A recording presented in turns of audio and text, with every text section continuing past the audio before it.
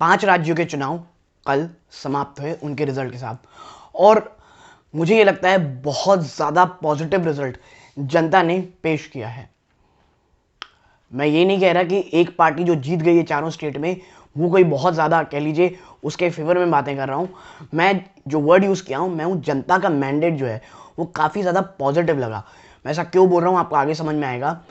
लेकिन अब जब ये सब चुनाव हो चुका, एक कह लीजिए रैली भी आ चुकी है, एक बाउंस भी आ चुका, और जो कह लीजिए एग्जिट पोल जब से आए थे उसके बाद से लगातार एक तेज़ी आई थी, लेकिन अब वापस से कुछ फंडामेंटल्स हैं जिसके ऊपर आपका ध्यान आकर्षित करना चाहूँगा मैं, और इसीलिए ये एक छोटा सा वीडियो मैंने बनाया है कि इलेक्शन के बाद अब आगे क्या।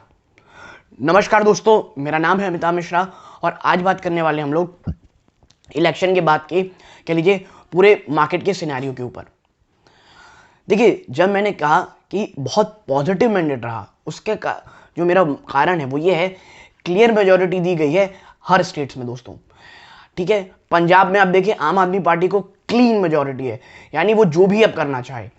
बाकी चारों जगह क्लीन मेजॉरिटी, यानी जो पार्टी है जो वापस आई है बीजेपी, वो कह लीजिए आप जो भी अब डिसीजन लेगी वो बहुत ही क्लियर तरीके से लेगी।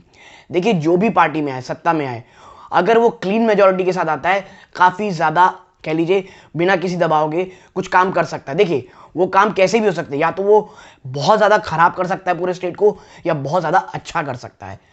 बट मुझे ऐसा लग रहा है ये जो चारों राज्यों के जो चुनाव रिजल्ट आए हैं वो कह लीजिए जनता इतनी ज़्यादा मैच्योर हो चुकी है, ये इस बात का प्रमाण है। ठीक है, किसी को भी आप मत दें, हमेशा क्लियर मैंडेट की तरफ रहता है तो वो उस स्टेट के लिए बहुत ज़्यादा पॉजिटिव रहता है। अब बाजार क्यों भागा? जब आपकी सेंट्रल गवर्नमेंट और आपकी स्टेट गवर्नमेंट दोनों सेम हो, ये इस बाजार को ये चीज़ बहुत ज़्यादा अच्छी लगती है। और इससे कह लीजिए एक एनालिस्ट को ये भी कहना है कि भाई आने वाले समय जो बड़े रिजल्ट है 2024 है, उसको लेकर के काफ़ी चीज़ें तस्वीर साफ सी बोल रहे होती है। क्योंकि देखिए, कोई भी हो, 24 में शायद मोदी जी ना आए या आए, ये तो जनता के ऊपर डिपेंड करता है वो किसको वोट करती है। लेकिन यूपी जितना बड़ा राज्य जो इतनी ज़्यादा सीटें रखता है, उसका कह लीजिए बहुत ज़्यादा प्रभाव पड़ता है सेंट्रल के ऊपर, यानी सेंट्रल में कौन आएगा इस चीज़ के ऊपर। तो इसलिए इस खास करके यूपी स्टेट को बहुत ज़्यादा कह लीजिए स्क्रूटनी से देखा जाता है दोस्तों, और ये इसी चीज़ में बीजेपी का क्लियर मैंडेट आना काफ़ी पॉजिटिव लगा है। तो ये तो अब चीज़ें होंगी पूरे के पूरे कह लीजिए इलेक्शन की। गवर्नमेंट आ गई चारों राज्यों में, रिटर्न हो गई, काफ़ी तगड़े मैंडेट्स हो गई, मणिपुर में, गोवा में, हर जगह। देखिए, मानता हूँ गोवा में एक दो सीट का कमी है, बट वो पूरी हो जाएंगी, और मणिपुर में भी लगभग एक सीट की कमी है, एक दो सीट की वो भी कमी हो जाएगी। बट आप एक कह सकते हैं पूरा एक क्लियर मेजोरिटी दी गई है। खास करके मणिपुर मुझे इसलिए अच्छा लग रहा है कि दोस्तों वहाँ पे 100, 300, 500, 1000 वोट से भी पूरी चीज़ें चेंज हो जाती हैं। इसके बावजूद अगर किसी पार्टी ने ये कह लीजिए लगभग क्लियर मेजॉरिटी लाई है, तो ये कह लीजिए बहुत ज़्यादा अच्छा है एज ए डेमोक्रेसी के लिए बहुत ज़्यादा अच्छा है। ठीक, अब लेकिन बात करते हैं बड़े क्वेश्चन की, भाई आगे क्या। एज ए इन्वेस्टर ठीक है, सब सही है, आप किसी पार्टी को सपोर्ट करते होंगे, कोई किसी पार्टी को, कोई भी आ गया, दी एंड, फुल स्टॉप। अब as a investor, as a retail investor, हमको ये देखना भाई आगे क्या होगा। तो देखिए, अब वापस थोड़े फंडामेंटल नजर डालें। अमेरिका में इन्फ्लेशन 40 साल का रिकॉर्ड तोड़ चुका है, 7.9% के आसपास मेरे ख्याल से इन्फ्लेशन पहुंच गया है। 40 साल का रिकॉर्ड तोड़ा है दोस्तों। ठीक है, आप देखिए यूक्रेन और रशिया के बीच जो लड़ाई चल रही है उसको लेकर के काफ़ी अच्छी अच्छी न्यूज़ आती रहती है छोटी मोटी, लेकिन कोई भी बड़ा रिजल्ट अभी भी नहीं आ रहा है। और अभी खबर ये आ रही है कि वापस से रशिया कोई कह लीजिए एक बड़ी फोर्स के थ्रू आगे बढ़ सकता है वहाँ कीव कब्जाने के लिए। ये चीज़ें चल रही हैं। क्रूड ऑयल में थोड़ी सी राहत भरी खबर है, 109, 108 डॉलर के आसपास वो ट्रेड कर रहा है, जब यूएई ने कहा है कि हम अपना प्रोडक्शन बढ़ाएंगे इसको लेकर के। ईरान न्यूक्लियर डील के ऊपर कुछ चीज़ें बातें चल रही पर्दे के पीछे, और अगर वहाँ से कोई न्यूज़ आती है, ये सबसे ज़्यादा पॉजिटिव चीज़ होगी दोस्तों।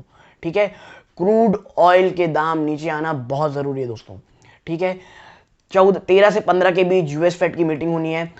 कई लोग कह रहे थे कि भाई कि 0.50 बेसिस पॉइंट बढ़ाएंगे ये इंटरेस्ट रेट को, लेकिन अब बात चल रही है कि इतना शायद ना बढ़ाएं अब, क्योंकि जिस तरह से इन्फ्लेशन बढ़ रही है 0.25% के 0.50% की पहले की बातें चल रही थी, बट अब लग रहा है कि 0.25 शायद बढ़ाया जा सके बेस पॉइंट, क्योंकि इकोनॉमी में अब उस तरह की तेजी आप शायद उतना ना देखें जितने की एक्सपेक्टेशन करी जा रही थी, ठीक है।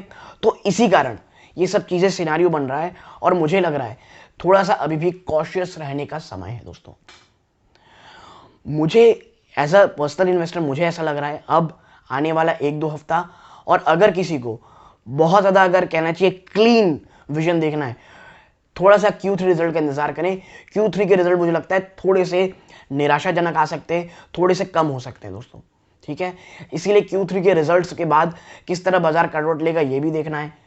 प्लस दोस्तों क्रूड ऑयल अगर इसी तरह $100 के ऊपर बहुत समय तक ट्रेड करता रहा, देन Q2 Q3 के रिजल्ट्स में भी आपको इंपैक्ट देखने मिलेगा।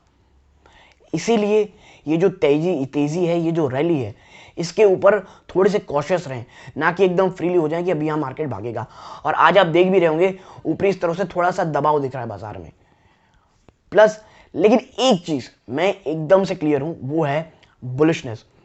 इंडियन स्टॉक मार्केट दोस्तों बुलिश कह लीजिए बुलिश फेज में ही है, और 1-2 क्वार्टर में अगर थोड़ी सी आप साइडवेज मूव देखेंगे तो उतनी ही तेजी से कोई प्रॉब्लम, अगर कोई पॉजिटिव चीज होती है उतने ही तेजी से आप भारतीय बाजारों को ऊपर चले जाते देखेंगे, चाहे वो ईरान न्यूक्लियर डील हो, चाहे जो भी हो।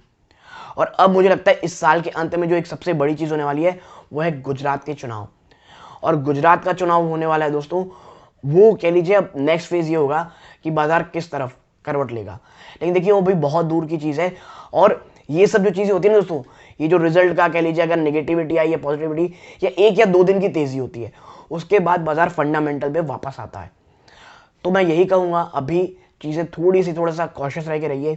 ये जो रैली आई है इससे या तो कह लीजिए जो एक बाउंस है वो बीजेपी का सत्ता में वापसी का बाउंस है, और बाजार बहुत ज़्यादा पॉजिटिव चीज़ लिया है इस चीज़ का बाउंस है। लेकिन अब हमें थोड़ा सा कॉशियस रहना है। प्लस जो इतने अच्छे स्टॉक जो निचले स्तर में अगर और मिलते हैं तो उन्हें एक्यूमुलेट करने की सोचनी है, ठीक है दोस्तों। तो ये एक छोटा सा विश्लेषण था पूरे इलेक्शन के ऊपर। पसंद आया हो प्लीज़ वीडियो को लाइक कीजिए, अपनी कुछ राय है मेरे साथ शेयर करना चाहते हैं कॉमेंट ज़रूर कीजिएगा। यहाँ तक जुड़े रहने के लिए धन्यवाद। जय हिंद।